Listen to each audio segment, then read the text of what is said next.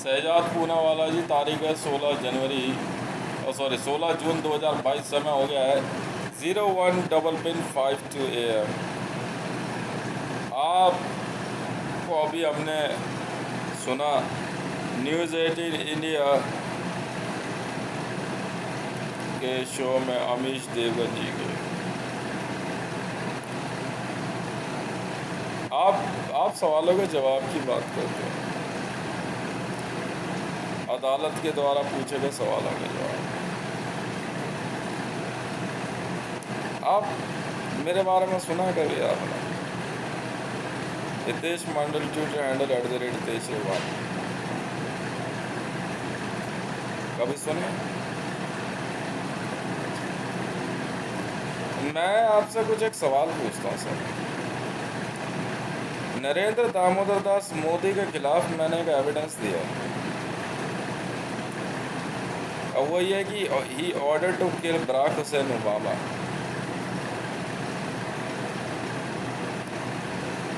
क्या कहना चाहेंगे इसके बारे में? And it was accepted by in understanding, that is the CIA, Interpol, Mossad, ISI, IB, RAW, KGB, Chinese intelligence, SIS. You know what is meaning of SIS? Saudi Intelligence Service. And that is, yes, it was an order. Mr. Modi was a person who ordered to kill Barack Hussein Obama, and evidence is public to media houses, to intelligence offices, and to CIA. क्या कहना चाहेंगे इस बारे में शहजाद पूनावाला जी? उतने वैसे तो कभी जब सामने होगे तो मैं भी वैसे शुरू हो जाऊंगा जैसे, हाँ आप बोलिए, क्यों नहीं बोलते, जवाब दीजिए, ये है वो, मतलब उतनी स्पीड में चलेगा, कोई बड़ी बात नहीं है। पर पब्लिक को समझ में आना चाहिए ना। डिबेट वो छोड़ दीजिए, 1 घंटे का 5 घंटे भी बात हो सकती है, कोई बात नहीं। आप दोनों भाई और असदुद्दीन अवैसी और अकबरुद्दीन अवैसी, तो आप चारों के चारों एक जैसे हो, चारों एक जैसे हो। पर मुझे तो बड़ी हैरानी हुई जब आपने फर्स्ट मीडिया अपीयरेंस करी as a social activist and as a vocalist समझते हो? आज अपनी आवाज़ ऊपर करते हो, not as an whistle blower. First, Modi ordered to kill Barack Hussain Obama while he was a chief minister of Gujarat. Now what you say? Because it was a delay and it was done in past, so none court of law can we punish Mr. Modi. Is that true? क्या समय बीत जाने से नरेंद्र दामोदर दास मोदी द्वारा Barack Hussein Obama को मारने के order दिए जाने पर क्या अदालत में केस नहीं आएगा?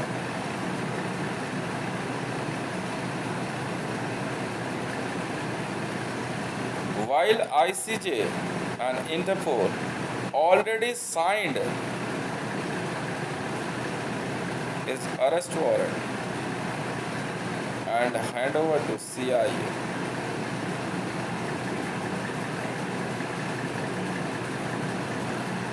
क्या कहना चाहेंगे शहजाद पूनावाला जी?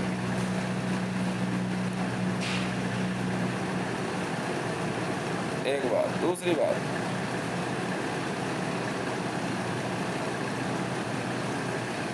डिमोनेटाइजेशन पे हो सकता है आप ये कहें कि एक व्यक्ति ने विरोध किया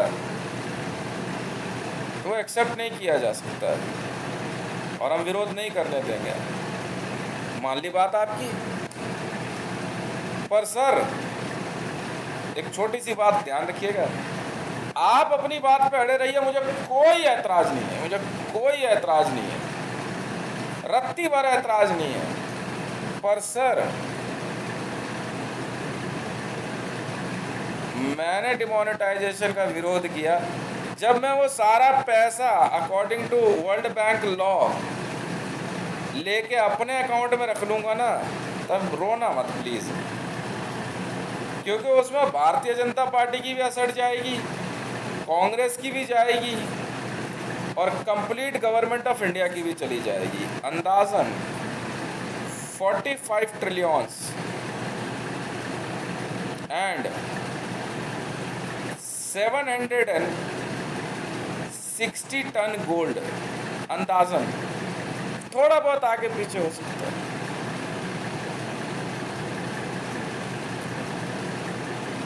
ये मैं कह रहा हूं सर, आप कंसीडर मत कीजिए, भारतीय जनता पार्टी वाले बिल्कुल कंसीडर मत कीजिए। मैं आपको कहाँ रोक रहा हूँ, आप अपना बयान देने के लिए आपको पूरी छूट है। मैं कोई आपके ऊपर कोई क्या कहते हैं कोई ठप्पा थोड़ी लगा रहा हूँ, कोई आपसे जो है जोर जबरदस्ती थोड़ी कर रहा हूँ।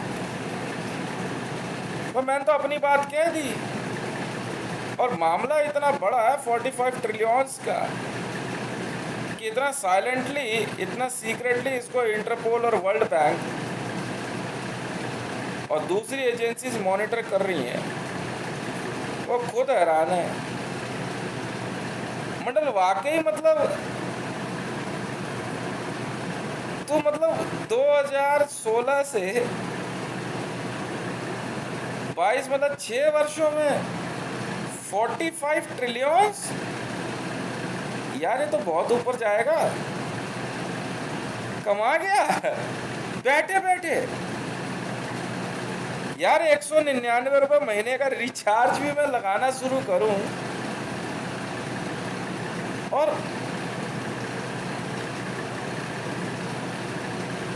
मतलब यार कितने तरह से कमा गया यार तू पैसे।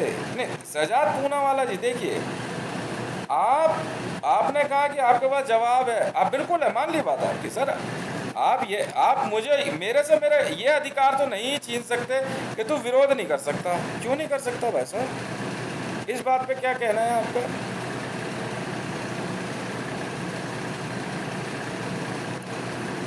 हाँ तो भारत का प्रधानमंत्री है, तू बीच में मत बोल।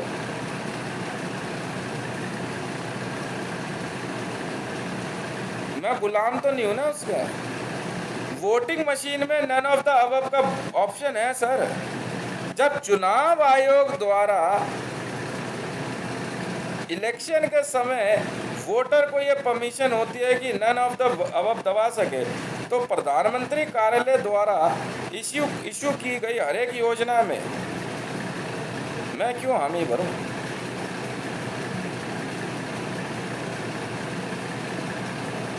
आप बताओ।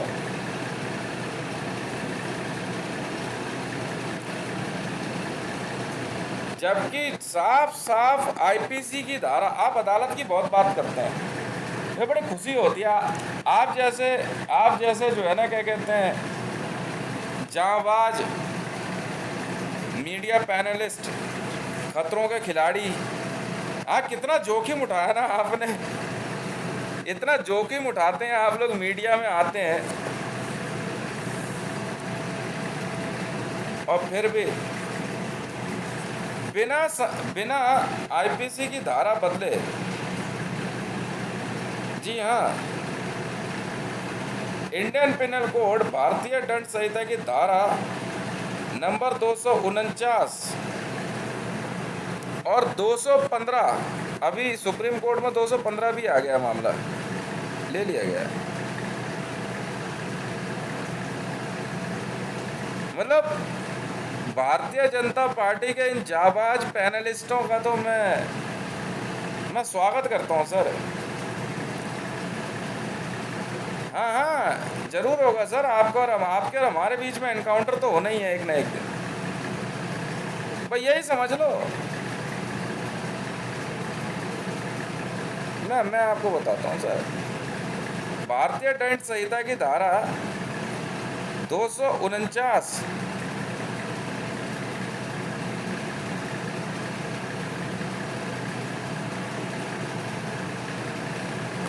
का सीधे तौर पे उल्लंघन है ये तो।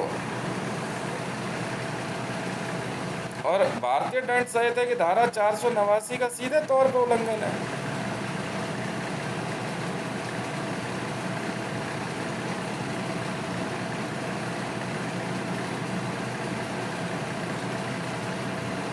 अब आप मुझे बताओ, आप कैसे कह सकते हो कि मैं विरोध ना करूं, जबकि ये भारतीय दंड संहिता की धारा का सीधा उल्लंघन है सर। मैं तो ये जानना चाह रहा हूं बस, क्या कहना चाहेंगे शहजाद पूनावाला जी?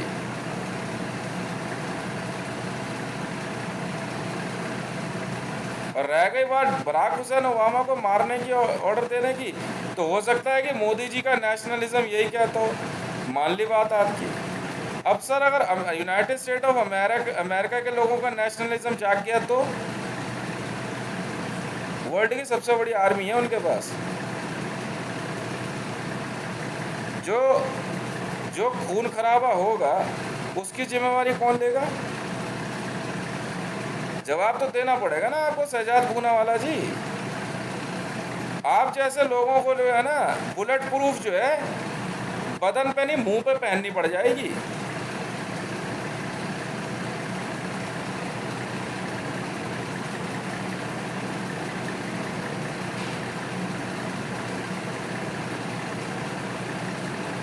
कुछ तो कहेंगे।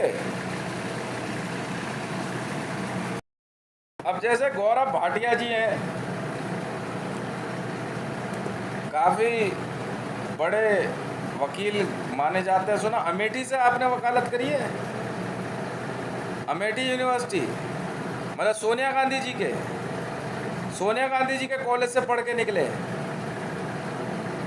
अमेठी से ही तो सांसद है वो, नहीं मालूम? अच्छा, हो सकता है कहीं और से, मुझे पता नहीं।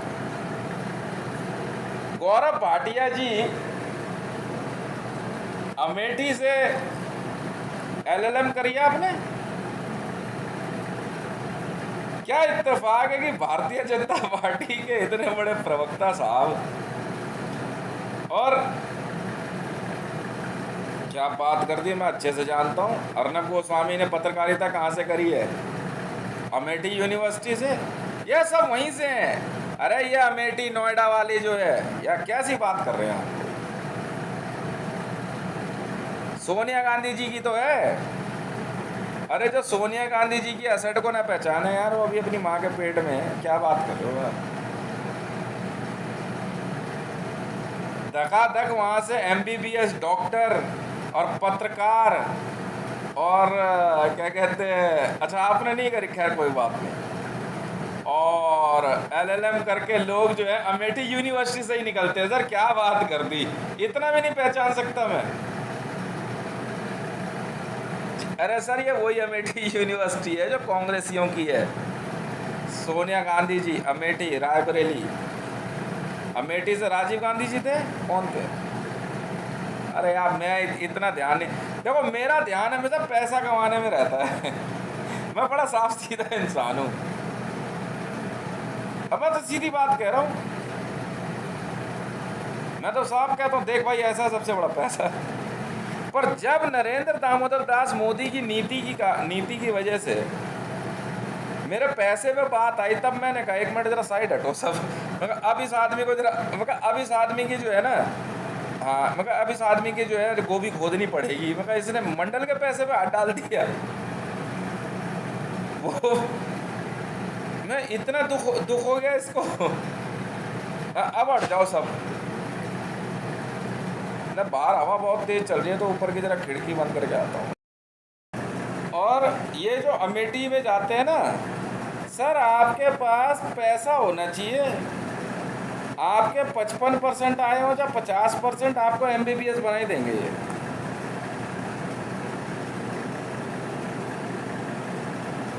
मेरे ख्याल से यहीं से राहुल गांधी जी को भी डिग्रियां तो मिली गई होगी 100-200। तो देखिए मेरा ध्यान जो गया था डिमोनेटाइजेशन पे, since the action is taken on the date of 8th November 2016, and that is because my money was also involved. Mister Bhatia, ऐसे ही बोलते हैं ना आपके वहाँ डिबेट में, मिस्टर भाटिया अर्नब गोस्वामी मिस्टर भाटिया एक मिनट मिस्टर अर्नब मैं भी हूँ यार डिबेट में यार, इतने दिन हो गए देखते हुए खूब चिल्लाए जा रहे हो ना, मैं बोलना शुरू कर रहा हूँ ना यार, रुको तो सही एक minute mister Arnab, mister Devgan, Amit Devgan ji के लिए, मिस्टर देवगन, मिस्टर चोपड़ा अमन चोपड़ा जी के लिए, ऐसे चलेगा। Mister Pandey just a moment, नहीं प्लीज नो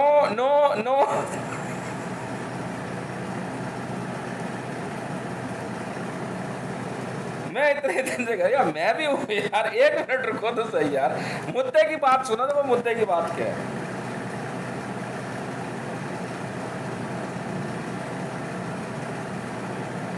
देखो महिलाओं का आवरण ओढ़ के आप बात कर रहे हो, बोलने वाले सज्जन साहब, वो महिलाओं से आप ही भिड़ो मैं तो सिर्फ इतनी सी बात जानता हूँ, ठीक है ना। अब सजाद पूना वाला जी को कैसे बोले करने को सर, मिस्टर पूना वाला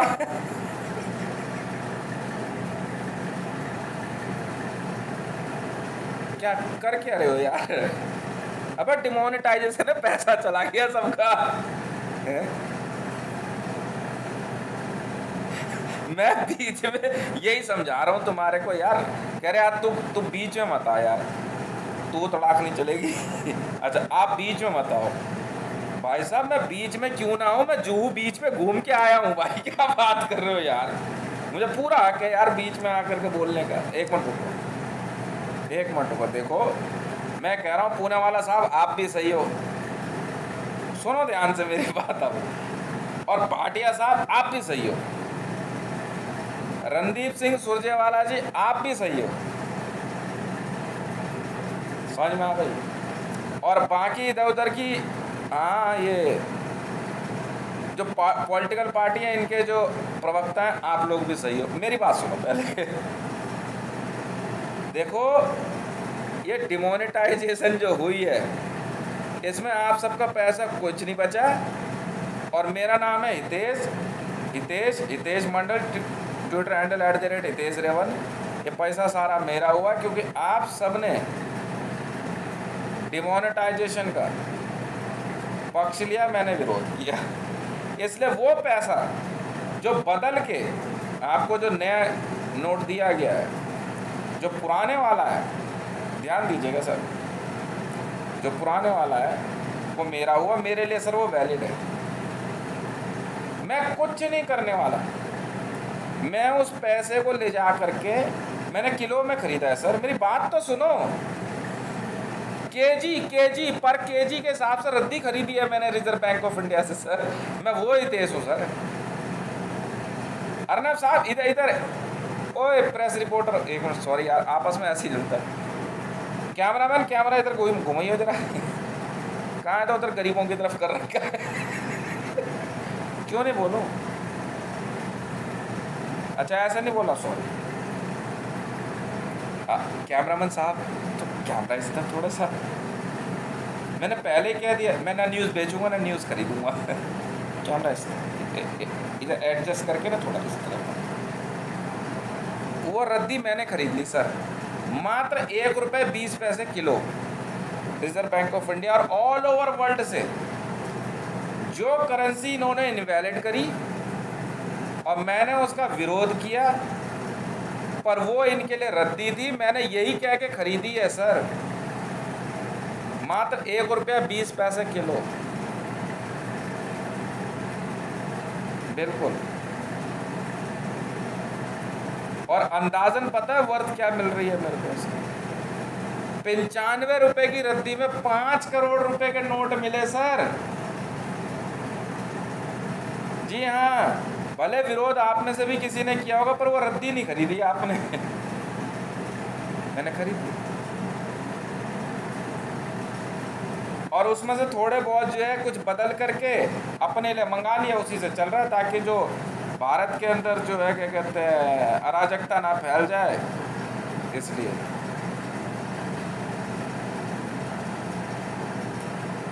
मैं उतने दिनों से कह रहा हूँ यार, थोड़ा मेरे लिए भी यार एक कुर्सी मानते ही नहीं। पूनावाला साहब मेरी बात सुनो, ज्ञान व्यापी खूब दिखाओ, जरूर दिखाओ, और ऊपर से मोनेटाइजेशन के बाद जो पैसा डिमोनेटाइज हुआ है सर, इलीगल टेंडर बोला है सर, भाषा सुनो ना क्या बोला है। इलीगल टेंडर बोला है कि आपके जेब में पड़ा हुआ रुपया 500 और 1000 रुपये का नोट आज आधी रात के बाद कागज का टुकड़ा रह जाएगा। मैंने कहा साहब वो कागज का टुकड़ा रद्दी है, मुझे ही भेज दो। कह रहे हैं हाँ खरीद ले, मैं आ जाओ। तो ऑल ओवर वर्ल्ड में जितने देशों में भारत की वो करेंसी जो 8 नवंबर 2016 से पहले तक वैलिड थी, वो सर मैंने खरीदी। और जो नई करेंसी आई है, गवर्नमेंट ऑफ इंडिया का देखो ना क्या हाल होने वाला है। जो नई करेंसी आई है, पब्लिक उसके बदले गोल्ड मांग रही है। मात्र सुना मैंने 4 टन गोल्ड भी नहीं इन्होंने एक्सचेंज किया, आरबीआई दिवालिया हो गया सर। चेक कर लो, चेक करो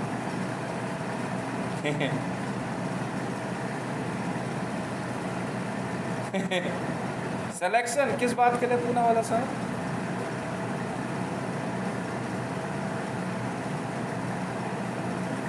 तो मैं आप बैठो आराम से मीडिया में बहस करो।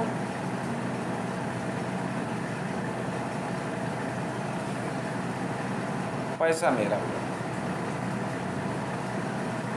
आप जी, मैं कह रहा हूं मरते दम तक, आखिरी दम तक और आखिरी रास्ते तक अग्निपथ पे चलते हुए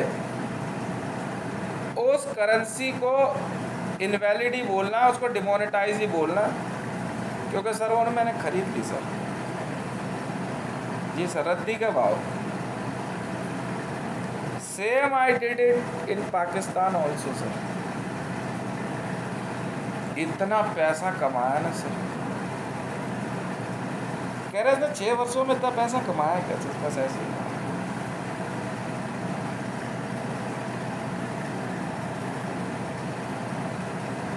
अब क्या कहेंगे आप सर?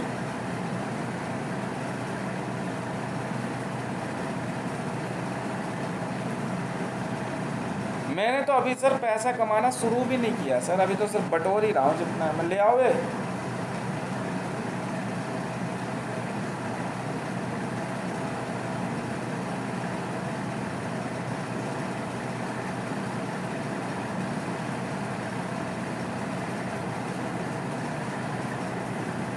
अब आप क्या कहना चाहेंगे सर?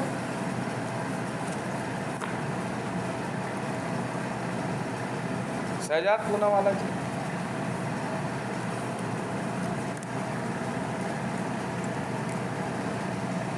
नहीं पैसा मैं कह तो रहा हूँ, भारतीय जनता पार्टी में खूब चीख लो चिल्ला लो, पैसा नहीं देंगे ये लोग आपको।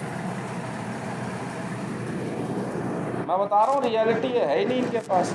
गवर्नमेंट ऑफ इंडिया कहाँ से देगी सैलरी?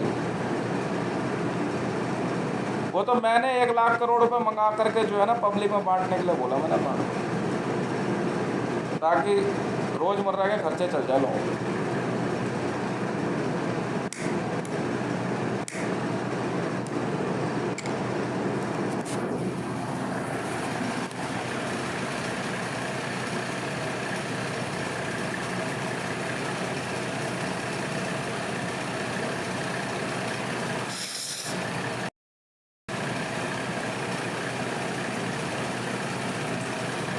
मैं कह रहा हूँ पूनावाला साहब, आपने पूरी बात नहीं सुनी। ये तो सुना कि हितेश ने डिमोनेटाइजेशन का विरोध किया, और आपने ये बात नहीं पता करी कि हितेश ने एक काम और किया। जो पैसा नोटबंदी में मोदी ने रद्दी कह दिया, उस रद्दी को मैंने 2020 जनवरी और मार्च के बीच में किसी दिन ऑर्डर किया था। मुझे ऑर्डर ध्यान नहीं, क्यों मैं लिखता नहीं ना ऑर्डर्स। रद्दी के भाव खरीद दिया मैंने।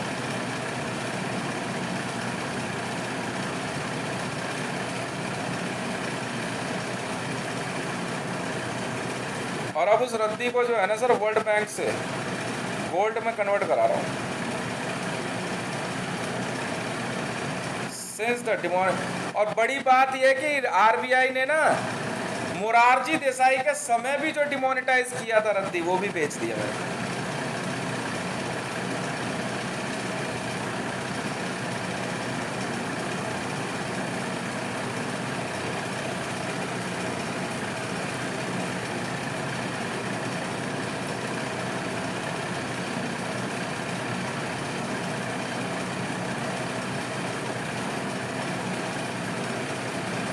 वो लगेगा आपको कि इसमें कोई जालसाजी हो, सबको लगेगा। मैं कुछ नहीं कर सकता इसमें। सब चेक करके इन्होंने देख लिया, अपने प्रेत भेज लिए, एसपीजी भेज दी, इंटेलिजेंस भेज दी, सब करके देख लिया। मैं 420 ही नहीं करता सब।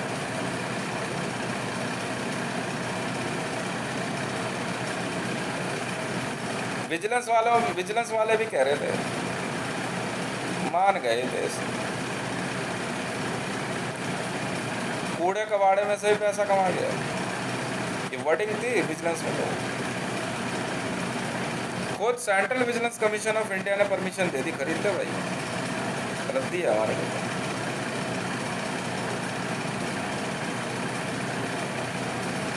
मैं कल लाओ, हमने खरीदा।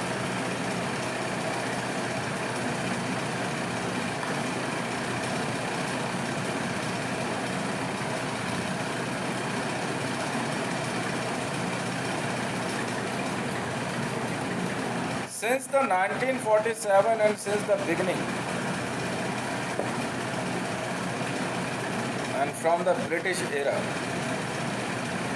I've purchased all. रद्दी है सर, कागज का टुकड़ा ही तो है। कैसा महसूस हो रहा है भाटिया साहब? कैसा महसूस कर रहे हैं सुब्रमण्यम स्वामी साहब?